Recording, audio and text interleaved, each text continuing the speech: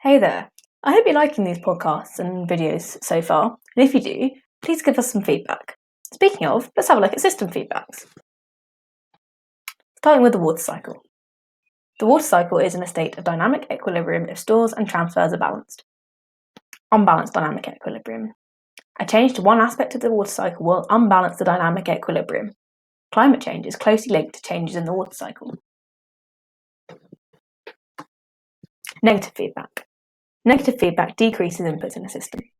An example of negative feedback in the water cycle is rising temperatures leading to more clouds, which reflect the sunlight and so reduce temperatures, stabilising the system. Positive feedback. Positive feedback increases inputs in a system. An example of positive feedback in the water cycle is rising temperatures leading to more water vapour in the atmosphere. Water vapour is a powerful greenhouse gas, so it will enhance the greenhouse effect, further increasing temperatures. Let's quickly recap those different feedbacks. Positive feedback increases inputs into a system. Negative feedback decreases inputs into a system. The water cycle is made up of balanced stores and transfers, which is dynamic and reach dynamic equilibrium, or has unbalanced stores and transfers causing positive or negative feedback. But what are these feedback mechanisms? These are when something that happens in a system has a knock-on effect on the rest of the system. For example, if Arctic ice melts, sea temperature and levels rise. The sea being warmer feeds back and makes more Arctic ice melt. Permafrost. As permafrost thaws, CO2 and methane are released. This contributes to greenhouse gases and enhances the greenhouse effect, which results in further increases in temperature. Increasing temperature leads to further melting of the permafrost and emission of more greenhouse gases. Peat. Peat is a soil formed from vegetation that's partially decayed. As a result of the low decomposition, this soil contains high amounts of carbon. If the peat dries out, the water table drops, but the decomposition rates also increase, leading to more carbon emission release.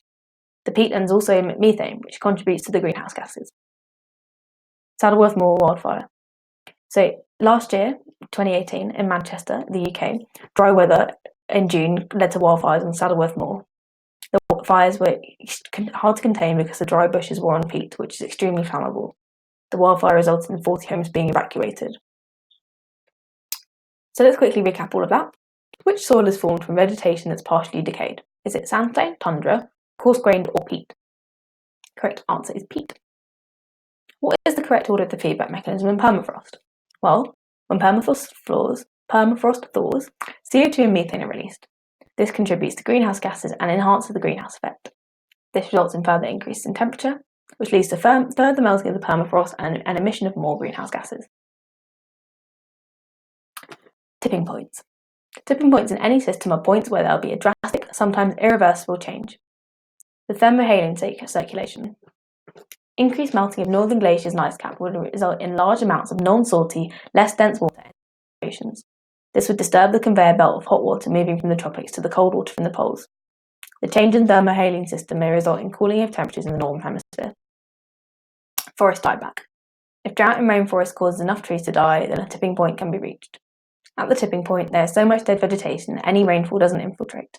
As there is no evapotranspiration, water evaporating off plants happening, overall rainfall is also reduced. This leads to further vegetation dying because of the further reduced rainfall. So let's quickly recap that. Tipping points in any system are points where there will be drastic, sometimes irreversible change.